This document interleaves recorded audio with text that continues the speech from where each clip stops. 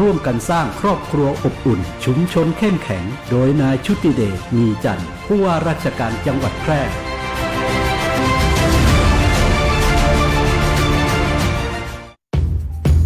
นายชุติเดชมีจันทร์ผู้ว่าราชการจังหวัดแพร่ประกาศเจตนารมณ์ให้จังหวัดแพร่เป็นจังหวัดที่ใสสะอาดสุจริตโปร่งใสตรวจสอบได้ผู้บริหารและเจ้าหน้าที่ของรัฐทุกคนในจังหวัดแพร่ต้องพร้อมใจกันปฏิบัติหน้าที่ด้วยความเป็นธรรมดำรงตนเป็นแบบอย่างที่ดีไม่รับของขวัญของกำนันและไม่เรียกรับผลประโยชน์ทุกชนิดจากการปฏิบัติหน้าที่สุจริตโปร่งใสจังหวัดแพร่ใสสะอาดงดรับงดให้ No gift policy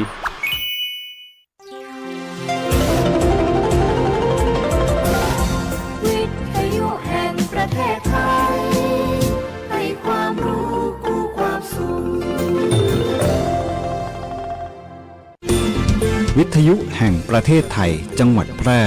91 เมกะเฮิรตซ์ให้ความรู้คู่ความสุข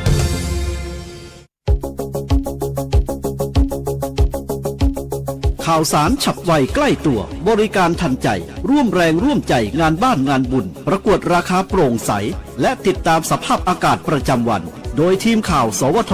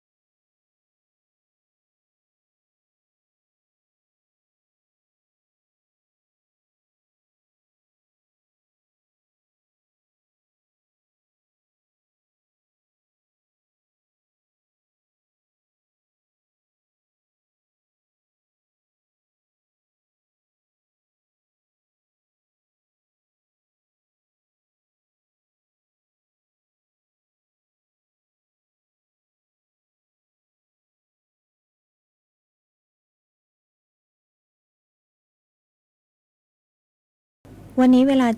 7:30 นาทีที่ศูนย์ประชุมและแสดงศิลปะวัฒนธรรมล้านนาตะวันออกและกลุ่มประเทศ GMS ตำบลทุ่งหงส์อำเภอเมืองแพร่จังหวัดแพร่นายชุติเดชมีจันทร์ผู้ว่าราชการจังหวัดแพร่เป็นประธานนำคณะข้าราชการพระสงฆ์นิกรชาวแพร่ทุกหมู่เหล่าจัดกิจกรรมเนื่องในวันนวมินทร์มหาราชประจำปี 2567เพื่อน้อมรำลึกในพระมหากรุณาธิคุณพระบาทสมเด็จพระบรมชนกาธิเบศรมหาภูมิพลอดุลยเดชมหาราชบรมนาถบพิตรโดยประกอบพิธีจุดธูปเทียนบูชาพระรัตนตรัยจุดเครื่องทองน้อยหน้าพระบรมฉายาลักษณ์พระบาทสมเด็จพระบรมชนกาธิเบศรมหาภูมิพลอดุลยเดชมหาราชบรมนาถบพิตรประกอบพิธีทางศาสนาถวายเครื่องไทยธรรมทอดผ้าไตรจำนวน10ไตรและร่วมกันทำบุญตักบาตรพระสงฆ์จำนวน49รูปพร้อมกันนี้ผู้ว่าราชการจังหวัดแพร่ได้นำคณะข้าราชการประกอบพิธีวางพวงมาลาและกล่าวน้อมรำลึกในพระมหากรุณาธิคุณเบื้องหน้าพระบรมฉายาลักษณ์พระบาทสมเด็จ พระบรมชนกาธิเบศรมหาภูมิพลอดุลยเดชมหาราชบรมนาถบพิตรน้อมรำลึกในพระมหากรุณาธิคุณที่ทรงมีต่อประสบนิกรชาวแพร่และชาวไทยอย่างหาที่สุดมิได้และในเวลา 10 นาฬิกาที่องค์การบริหารส่วนตำบลบ้านกาดหมู่ที่ 3 ตำบลบ้านกาดอำเภอสูงเม่นจังหวัดแพร่นายชัยสิทธิ์ชัยสำริดผลรองผู้ว่าราชการจังหวัดแพร่นำจิตอาสาพระราชทานจัดกิจกรรมจิตอาสาพัฒนาสำนึกในพระมหากรุณาธิคุณในโอกาสวันสำคัญของชาติไทยและร่วมกันแสดงออกถึงความจงรักภักดี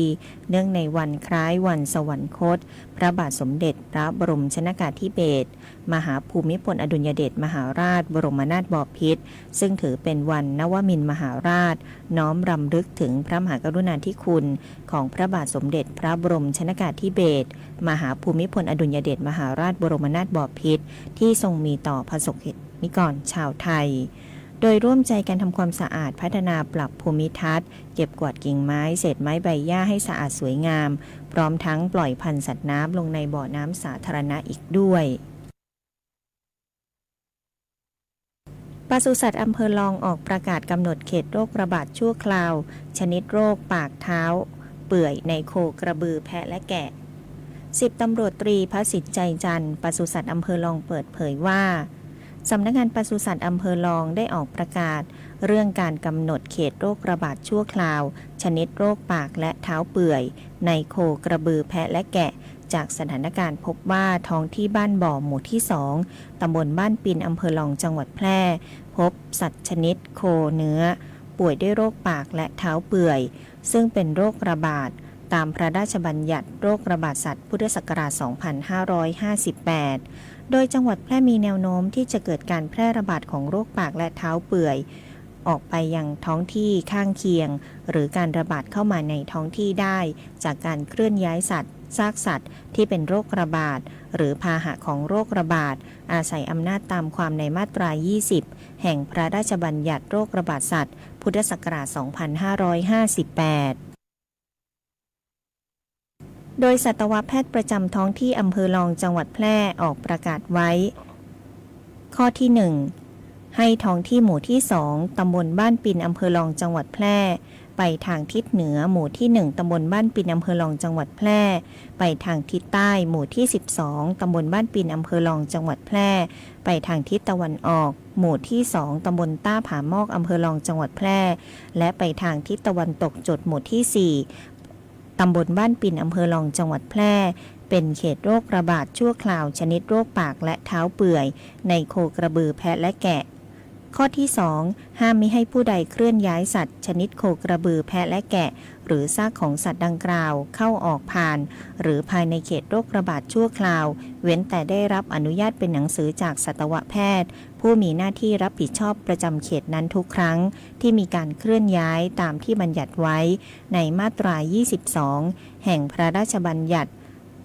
โรคระบาดสัตว์พุทธศักราช 2558 ทั้งนี้ตั้งแต่วันที่ 11 ตุลาคม 2567 ไปจนถึง 9 พฤศจิกายน 2567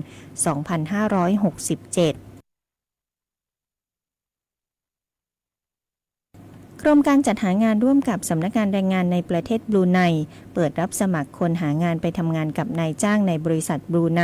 ประกอบกิจการผลิตคอนกรีตผสมเสร็จและการจัดส่งคอนกรีตผสมเสร็จตำแหน่งคนขับรถบรรทุกหนักจำนวน 2 อัตราค่าจ้าง$650บรูไนประมาณเดือนละ 16,138 บาทและเงินค่าขับรถต่อเที่ยวละประมาณ372 บาทและช่างซ่อมรถบรรทุกหนักจำนวน 2 อัตราค่าจ้าง$700ดอลลาร์บรูไนขออภัยค่ะค่าจ้าง$700บรูไนต่อเดือนประมาณเดือนละ 17,380 บาทคุณสมบัติเพศชายอายุ 25-45 ปีบริบูรณ์มีใบขับขี่รถยนต์ประเภทที่ 2 รถยนต์บรรทุกหนัก 4.5 ตันขึ้นไปในกรณีสมัครตำแหน่งคนขับรถบรรทุกหนักมีความสามารถซ่อมรถบรรทุกได้เป็นอย่างดีทำงานเป็นทีมแบบอิสระได้กรณีสมัครตำแหน่งช่างซ่อมรถบรรทุกสามารถสื่อสารภาษาอังกฤษพอใช้ได้ผู้ที่ติดต่อ ผู้ที่สนใจติดต่อสอบถามเพิ่มเติมได้ที่กรมการจัดหางานหรือเว็บไซต์กรมการจัดหางานนายกรัฐมนตรีร่วมการประชุมสุดยอดอาเซียนระหว่างผู้นำอาเซียนกับเกาหลีใต้ครั้งที่ 25 นายยุนซอกยอนประธานาธิบดีสาธารณรัฐเกาหลีใต้ได้เข้าร่วมและกล่าวถ้อยแถลงในนามอาเซียนและประเทศผู้ประสานรวมไปถึงในนามประเทศไทยในปีนี้ถือเป็นปีที่สำคัญในการเฉลิมฉลองครบรอบ 35 ปีความสัมพันธ์อาเซียนเกาหลีใต้ที่มีความร่วมมือที่ลึกซึ้งและขยายขอบเขตไปได้ทั้ง3เสาหลักของประชาคมอาเซียนเป็นการเริ่มต้นบทบาทใหม่ของความสัมพันธ์ด้วยการตั้งหุ้นส่วนเชิงยุทธศาสตร์รอบด้านบนพื้นฐานของความไว้วางใจและการพัฒนาแผนปฏิบัติการอาเซียนเกาหลีใต้ฉบับใหม่พุทธศักราช 2569 ถึง 2573 เป็นแนวทางความร่วมมือในอนาคตนายกรัฐมนตรีได้กล่าวแถลงการของไทยโดยหยิบยกวิสัยทัศน์ ABC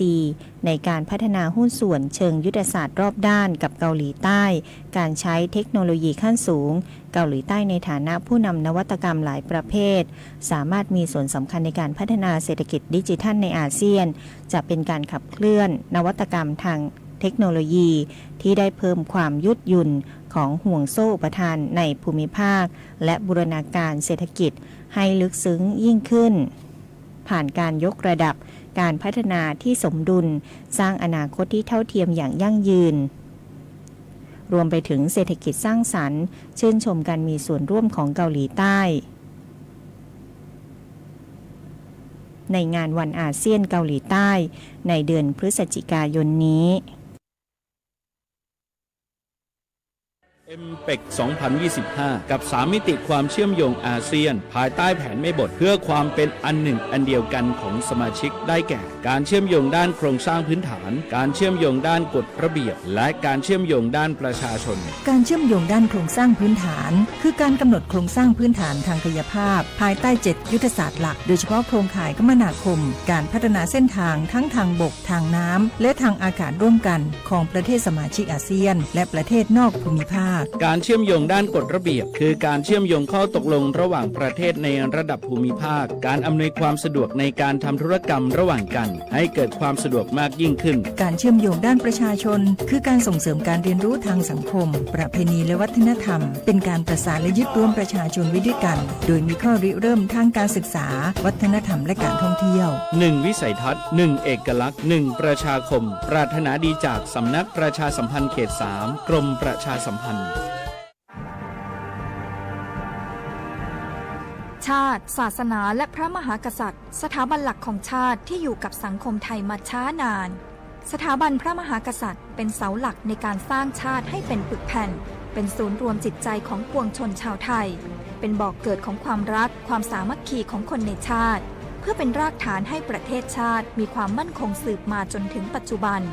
รวมสร้างความภาคภูมิใจในความเสียสละของบรรพบุรุษไทยในการปกป้องพื้นแผ่นดินไทยโดยสำนักประชาสัมพันธ์เขต3กรมประชาสัมพันธ์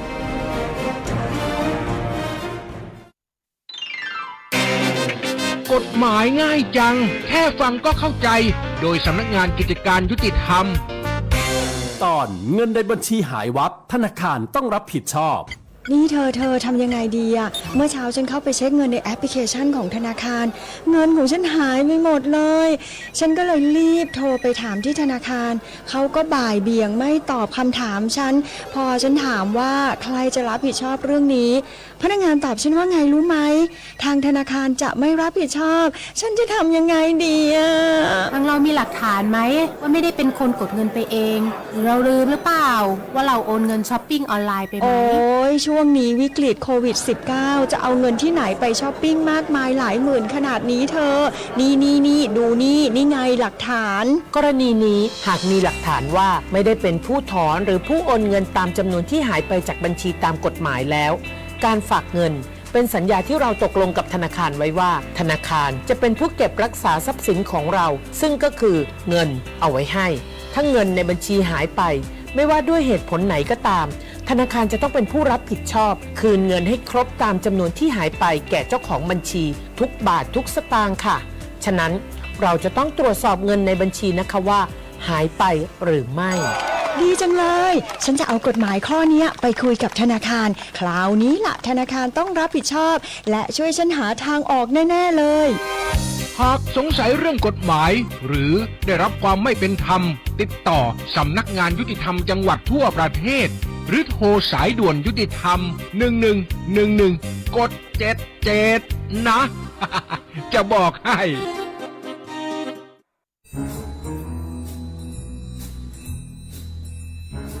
คุณนายมาขินว่าข้างบ้านเรามีอะไรแปลกๆนะคะแปลกยังไงไหนเล่าซิมาขินก็มาขินเห็นว่ามีคนแปลกหน้าเข้าออกบ้านนั้นบ่อยๆมีทั้งผู้ชายมีทั้งผู้หญิงบางทีที่มาขินเห็นก็ยังเป็นเด็กอยู่เลยนะคะคุณนายแต่ดูๆแล้วคนพวกนั้นเหมือนไม่ค่อยมีความสุขเหมือนถูกบังคับยังไงก็ไม่รู้ค่ะมาขินก็เลยคิดว่ามันแปลกๆนะคะคุณนายไม่ได้การละจะเป็นพวกค้ามนุษย์หรือเปล่าก็ไม่รู้คงต้องแจ้งสายด่วน DSI 1202ให้มาตรวจสอบซะแล้วขอบใจนะมะขินที่ไม่ปล่อยผ่านเรื่องน่าสงสัยแบบนี้คุณผู้ฟังเองก็เช่นกันนะคะร่วมเป็นส่วนหนึ่งในการป้องกันการค้ามนุษย์แจ้งเบาะแสได้ที่ศูนย์ต่อต้านการค้ามนุษย์กรมสอบสวนคดีพิเศษสายด่วน1202 Together We Can หยุดค้าคนโดยสำนักประชาสัมพันธ์เขต 3 กรมประชาสัมพันธ์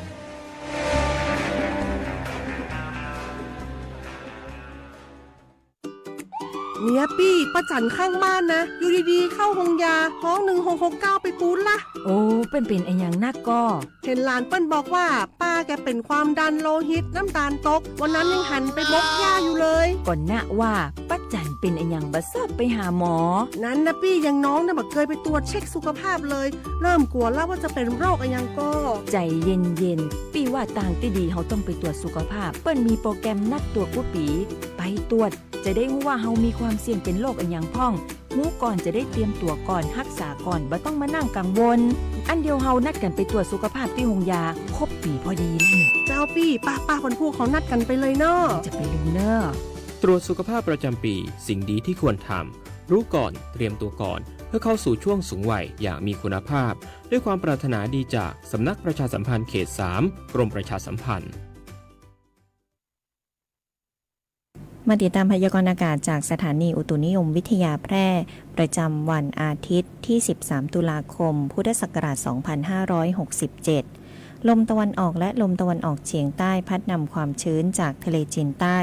อ่าวไทยเข้ามาปกคลุมภาคกลางตอนล่างกรุงเทพมหานครปริมณฑลภาคตะวันออกลักษณะเช่นนี้ทำให้ภาคกลางตอนล่างกรุงเทพมหานครปริมณฑลภาคตะวันออกมีฝนตกหนักในบางแห่งสำหรับบริเวณความกดอากาศสูงกำลังอ่อนยังคงปกคลุมภาคตะวันออกเฉียงเหนือตอนบนทำให้บริเวณดังกล่าวมีอากาศเย็นในตอนเช้าขอให้ประชาชนบริเวณประเทศไทยตอนบนดูแลรักษาสุขภาพเนื่องจากอากาศที่เปลี่ยนแปลงสำหรับร่องมรสุมพาดผ่านภาคใต้ตอนล่างทำให้ภาคใต้มีฝนตกหนักในบางแห่งขอให้ประชาชนระวังอันตรายจากฝนตกหนักและฝนที่ตกสะสมอาจทำให้เกิดน้ำท่วมฉับพลันน้ำป่าไหลหลากส่วนอ่าวไทยมีคลื่นต่ำกว่า1เมตรบริเวณที่มีฝนฟ้าคะนองคลื่นสูงมากกว่า2เมตรขอให้ชาวเรือหลีกเลี่ยงการเดินเรือในบริเวณที่มีฝนฟ้าคะนองพยากรณ์อากาศบริเวณภาคเหนือฝนฟ้าคะนอง120ของพื้นที่ส่วนมากบริเวณจังหวัดตากกำแพงเพชรพิจิตรพิษณุโลกและเพชรบูรณ์อุณหภูมิต่ำสุด 22-25 องศาอุณหภูมิสูงสุด 32-34 องศาลมตะวันออกเฉียงใต้ความเร็ว 10-15 กิโลเมตรต่อชั่วโมงพยากรณ์อากาศบริเวณจังหวัดแพร่ฝนฟ้าคะนอง10%ของพื้นที่ทัศนวิสัย 5-8 กิโลเมตรลมตะวันออกเฉียงใต้ความเร็ว 10-15 กิโลเมตรต่อชั่วโมงที่สถานีอุตุนิยมวิทยาแพร่อุณหภูมิสูงสุดเมื่อวานนี้วัดได้ 34.4 องศาอุณหภูมิต่ำสุดเช้าพรุ่งนี้เช้าวันนี้วัดได้ 24.4 องศาคาดว่าอุณหภูมิสูงสุดบ่ายวันนี้ประมาณ34องศาและอุณหภูมิต่ำสุดเช้าพรุ่งนี้ประมาณ24องศาเซลเซียสวันนี้ดวงอาทิตย์ตกเวลา 17:59 นาทีวันพรุ่งนี้ดวงอาทิตย์ขึ้นเวลา 6:13 นาทีค่ะจบการนำเสนอข่าวท้องถิ่น13ตุลาคมวันนวมินทร์มหาราชพิรุณพรแสงสร้อยอ่าน